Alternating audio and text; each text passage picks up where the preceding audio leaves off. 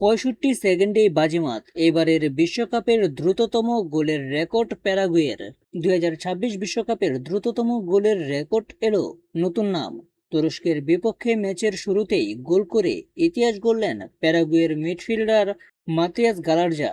ম্যাচের মাত্র ৬৫ সেকেন্ডে প্রতিপক্ষের জালে বল জড়িয়েছে এবারের আসরের সবচেয়ে দ্রুত গোলের রেকর্ড নিজের করে নেন তিনি। তার এই গোলেই তুরস্কের বিপক্ষে ১-০ গোলে এগিয়ে যায় প্যারাগুয়ে। এর আগে চলতি বিশ্বকাপের দ্রুততম গোলের রেকর্ড ছিল মরক্কোর ইসমাইল সাইবারির দখলে।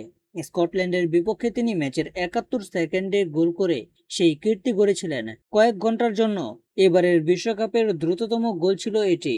তবে সেই রেকর্ড বেশিক্ষণ স্থায়ী হলো না।